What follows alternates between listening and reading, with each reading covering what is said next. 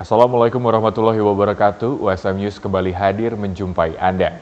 Beragam informasi menarik akan kami sajikan untuk Anda selama 30 menit ke depan bersama saya Pandu Chandra. Dan berikut USM News selengkapnya.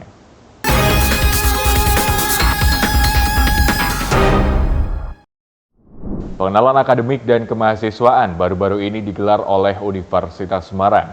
Dalam kegiatan ini, mahasiswa baru juga mendapat kuliah umum yang dimaksudkan untuk meningkatkan rasa kebangsaan juga kesadaran terhadap bela negara. Baru-baru ini Universitas Semarang menyelenggarakan acara kuliah umum yang bertujuan untuk meningkatkan wawasan kebangsaan dan kesadaran bela negara. Acara ini dihadiri oleh narasumber utama, yaitu Kepala Badan Pembina Hukum Tentara Nasional Indonesia, Laksda TNI Kresno Bentoro SHLLM PhD, dan diselenggarakan di Auditorium Insinyur Wijatmoko USM. Dalam paparannya, Laksda TNI Kresno Bentoro menyoroti tentang pentingnya pemanfaatan yang optimal terhadap potensi yang dimiliki Indonesia sebagai negara dengan wilayah yang luas. Ia menekankan bahwa setiap individu memiliki tanggung jawab untuk berkontribusi dalam pengembangan seluruh Indonesia termasuk mahasiswa USM. Pentingnya pendidikan tinggi juga menjadi sorotan dalam kuliah umum tersebut. Laksda TNI Kresno Bentoro menegaskan bahwa mahasiswa merupakan orang-orang terpilih yang memiliki kesempatan untuk menyelesaikan pendidikan tinggi. Namun, mereka juga harus memiliki kapasitas dan kemampuan yang lebih untuk meraih kesuksesan yang bermanfaat bagi masyarakat dan negara. Pancasila sebagai ideologi negara juga menjadi fokus dalam paparannya. Bagaimana pentingnya memegang teguh nilai-nilai Pancasila sebagai landasan negara. Baginya Pancasila merupakan pondasi utama yang menjaga keutuhan dan keberlangsungan Indonesia sebagai sebuah negara. Dalam konteks bela negara, Laksda TNI Kresno Bentoro menyatakan bahwa setiap individu harus siap untuk berkorban. Namun dalam konteks yang lebih modern, berkorban di sini bukan hanya dalam arti perang fisik, melainkan dalam bentuk perilaku dan sikap yang baik, termasuk menghindari hal-hal negatif seperti penggunaan narkoba dan perilaku menyimpang.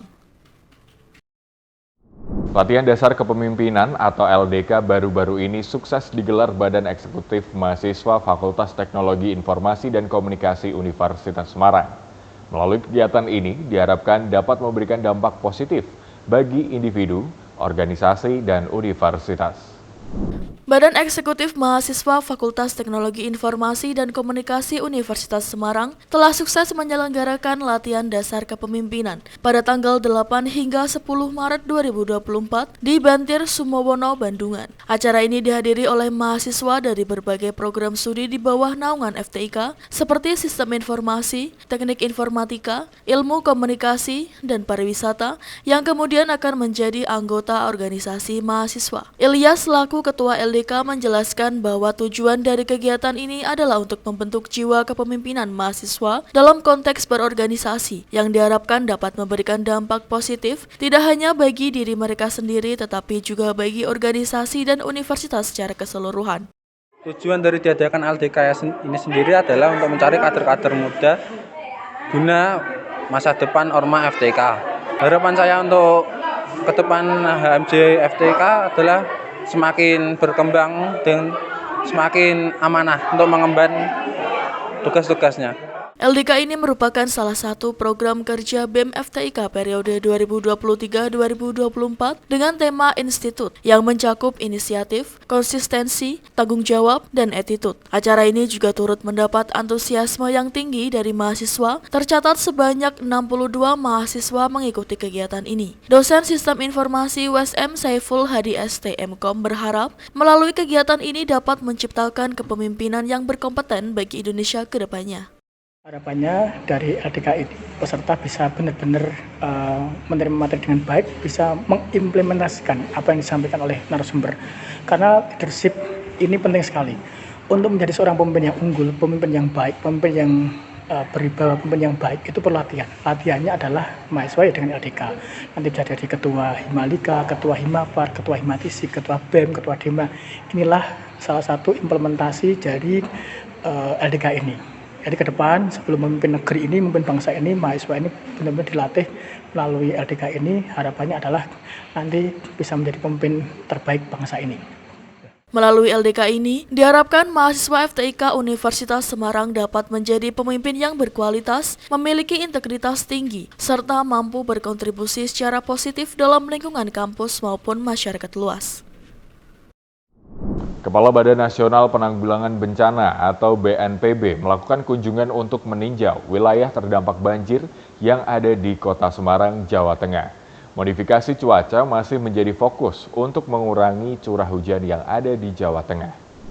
Banjir yang menggenangi kota Semarang berangsur-angsur surut dan menyisakan sebagian kecil titik yang terendam banjir. Menjadi wilayah Badan Penanggulangan Nasional Bencana atau BNPB, turut meninjau lokasi banjir yang ada di kota Semarang, Jawa Tengah. Dalam kunjungannya, Kepala BNPB Lejen Suharyanto menyatakan bahwa selain bantuan untuk para pengungsi, BNPB juga menyediakan pompa air untuk menanggulangi banjir. Selain itu, ia juga turut menyatakan bahwa saat ini pihaknya tengah berfokus pada modifikasi cuaca untuk mengurangi curah hujan yang ada di Jawa Tengah. Prediksi BMKG curah hujan yang melanda Semarang masih tergolong cukup tinggi. Selain itu, partisipasi nyata juga turut ditunjukkan oleh Universitas Semarang. Kondisi banjir yang sempat menggenangi daerah Telogosari dan sekitarnya mendapat respon cepat dari Universitas Semarang. Rektor USM Dr. Supari menyatakan bahwa USM menyediakan auditorium serta menerjunkan mahasiswa dan juga tenaga pendidik yang ada.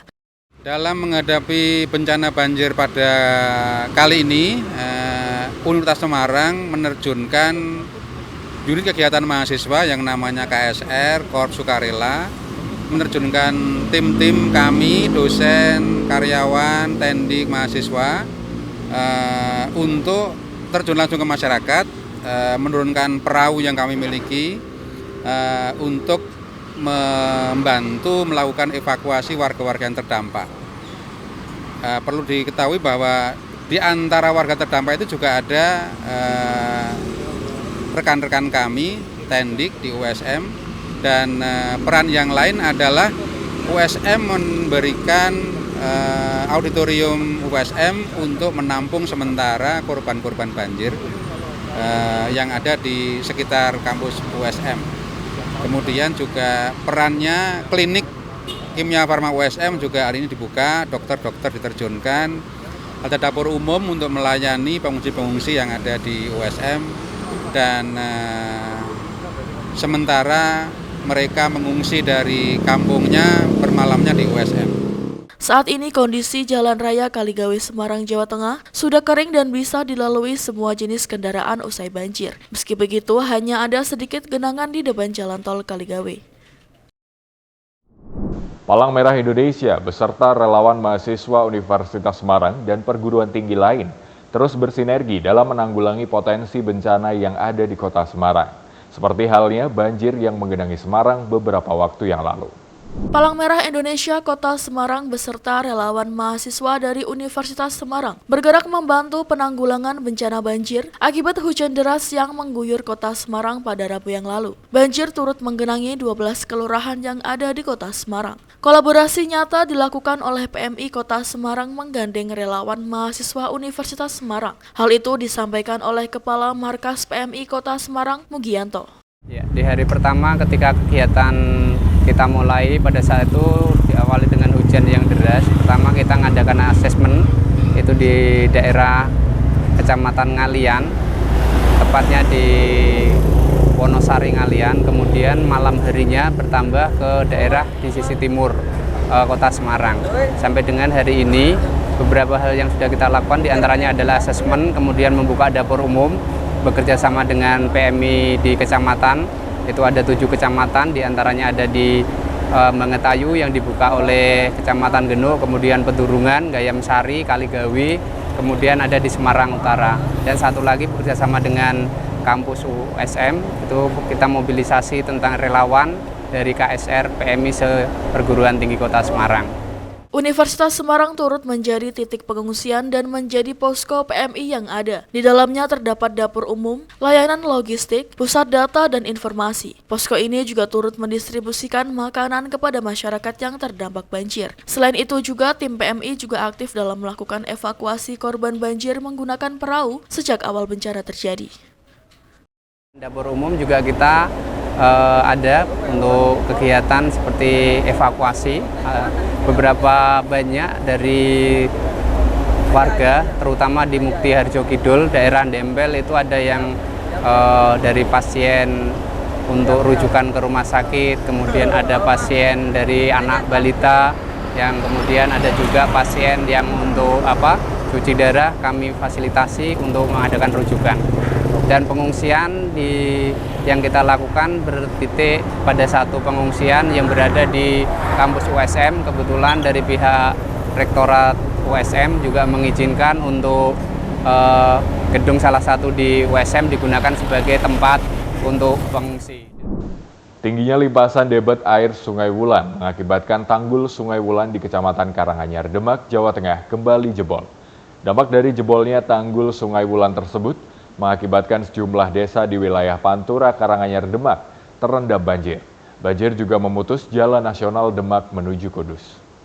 Tanggul Sungai Wulan Dukuh Norowinto, Desa Ketanjang, Kecamatan Karanganyar, Demak, Jawa Tengah yang baru 2 pekan proses perbaikan kembali jebol pada Minggu dini hari. Air yang tumpah merendam ribuan rumah serta memutus jalan nasional Demak menuju Kudus. Jebolnya tanggul sungai tersebut lantaran tidak kuat menahan limpasan air kiriman dari wilayah Bendung Wilalung Atas. Sebelumnya tanggul tersebut dalam proses finishing pengerjaan penguatan akibat jebol yang terjadi sebelumnya. Namun tingginya intensitas curah hujan yang diikuti dengan tingginya debit air kiriman dari wilayah atas mengakibatkan tanggul tak kuat lagi menahan debit air hingga mengakibatkan tanggul jebol kembali.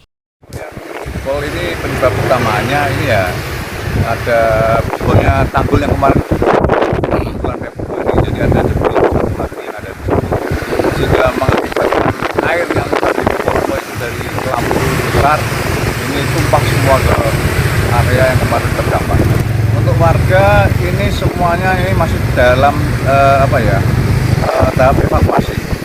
Jadi semua relawan kita kerahkan. Tujuan yang utama kita adalah evakuasi warga yang masih ada beberapa yang ada di rumah.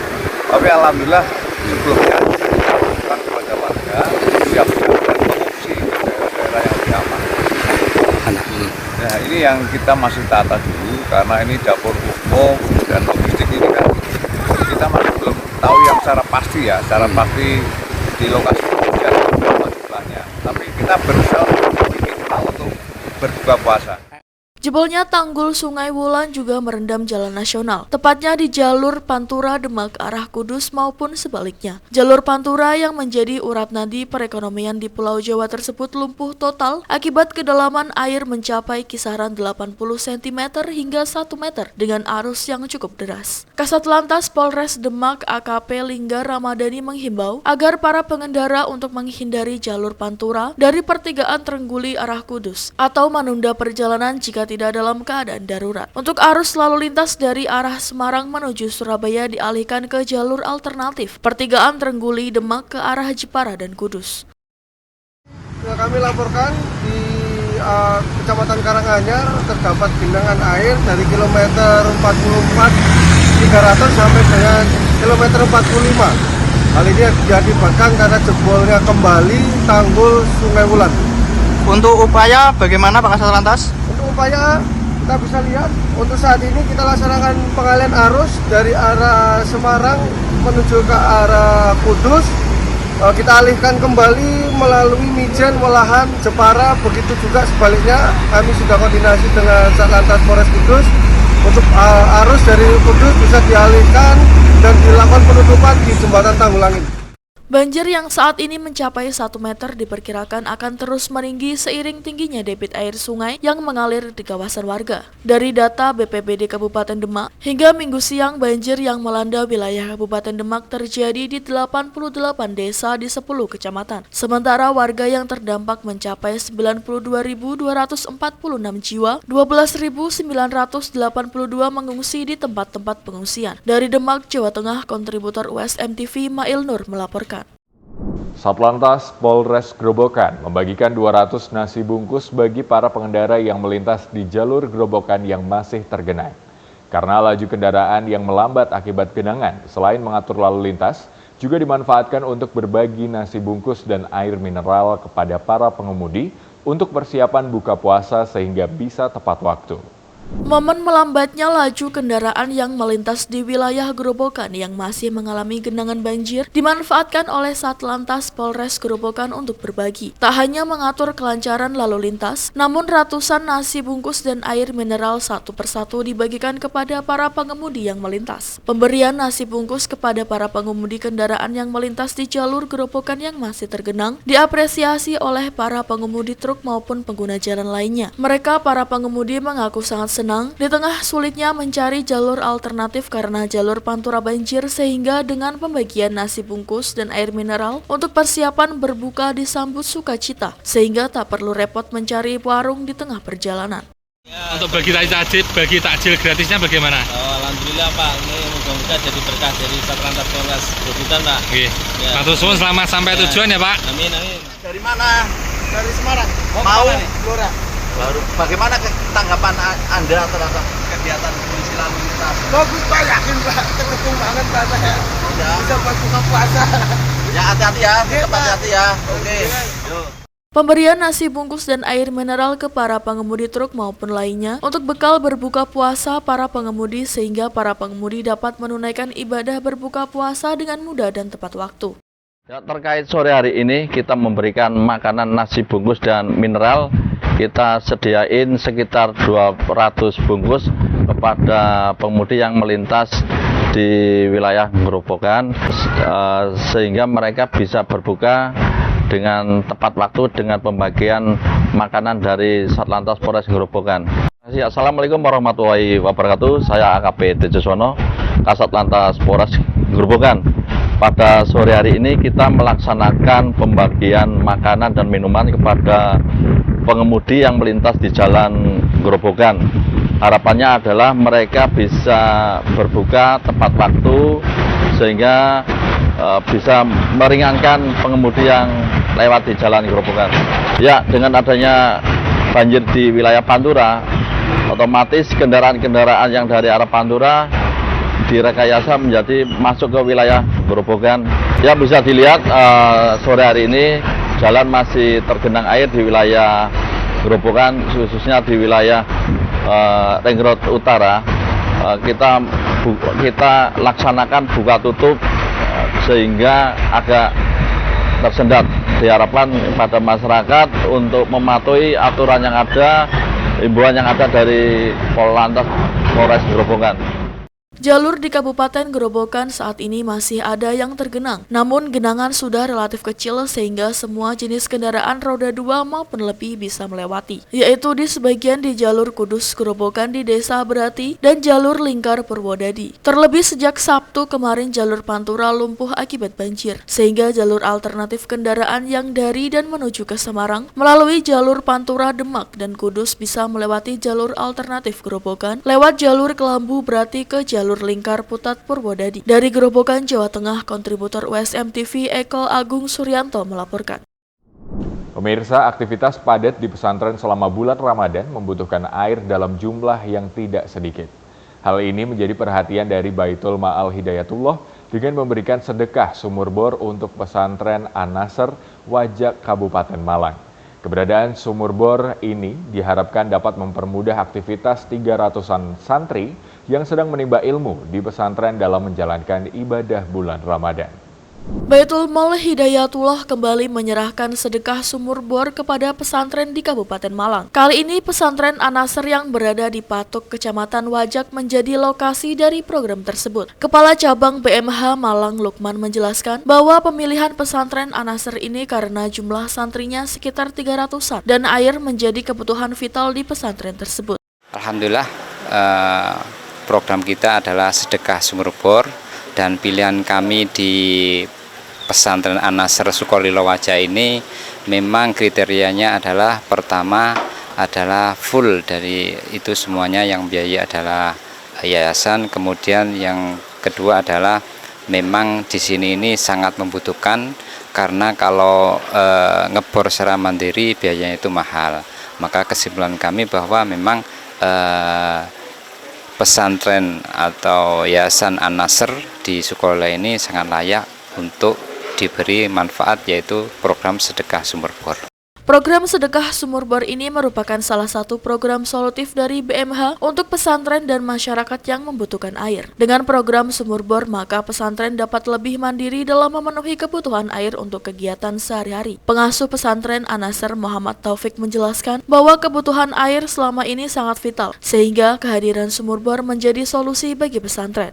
Kami sangat berterima kasih kepada BMH yang telah dan juga donatur yang telah memberikan kepada kami, membuatkan sumur bor yang insya Allah akan dimanfaatkan oleh para santri ini, dari santri Pondok Pesantren An-Nasr yang sekarang jumlahnya ada 350.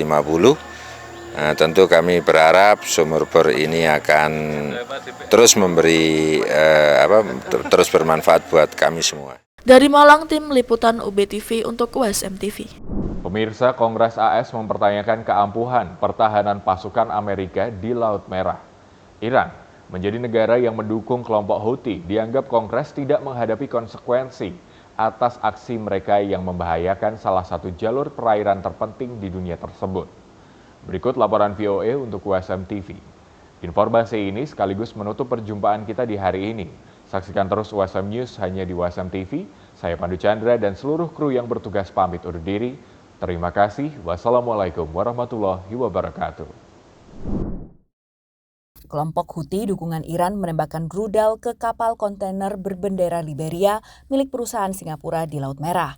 Juru bicara Houthi menyebut kapal yang diserang adalah kapal Amerika. وتؤكد القوات المسلحة اليمنية أن عملياتها العسكرية سوف تتصاعد بعون الله تعالى خلال شهر رمضان شهر الجهاد نصرة ودعما وإسنادا للشعب الفلسطيني المظلوم. Sementara militer AS menyerang semakin banyak target di Yaman dan menembak jatuh drone Houthi dalam upaya melindungi pelayaran internasional. Namun Kepala Komando Pusat AS memperingatkan upaya ini tak akan menghentikan serangan Houthi ke kapal-kapal di Laut Merah dan Teluk Aden. Really, the most important thing is to deny their ability to resupply from Iran. The Houthis are not building, they're putting it all together and assembling, but they don't create inertial navigation systems. They don't create medium-range ballistic missile engines. Senator AS mendesak tindakan tegas terhadap Iran yang dianggap tidak mendapat konsekuensi sepadan atas aksi mereka. But are they paying no cost? I think they are not paying the cost. If there's an Iranian spy ship providing targeting information to kill sailors from Alaska and North Dakota, why aren't we sinking those ships? Sejak tahun 1979, Amerika Serikat telah menjatuhkan berbagai sanksi ke Iran, mulai dari ekonomi, perdagangan, hingga militer. Sanksi ini termasuk embargo perjanjian dengan negara ketiga dan juga larangan penjualan suku cadang pesawat ke Iran. Selasa lalu, pemerintah Biden memperpanjang sanksi yang seharusnya berakhir pada Maret tahun ini melalui National Emergency Act. Sedikitnya 170 serangan dilakukan proksi Iran Houthi kepada pasukan Amerika di Irak, Suriah, dan Yordania. Sementara sejak Januari 2024, AS, Inggris, beserta sejumlah negara sekutu menembakkan rangkaian rudal dan serangan udara ke Yaman, menanggapi serangan Houthi ke kapal di Laut Merah. Namun menurut pengamat, pertanggungjawaban Iran atas penyediaan senjata ke kelompok Houthi harus segera dilakukan sebelum berdampak pada kemampuan Amerika mempertahankan jalur perairan yang mengakomodasi 10% perdagangan dunia tersebut. You have to do it left of boom, and we should not wait for a U.S. ship to get hit to take stronger action against Iran and its supplying of the Houthis. Iran membantah telah memasok senjata untuk Houthi meski berulang kali terbukti mengirimkan senjata ke Yaman yang disita pasukan AS. Dari Washington DC, demikian laporan tim VOA.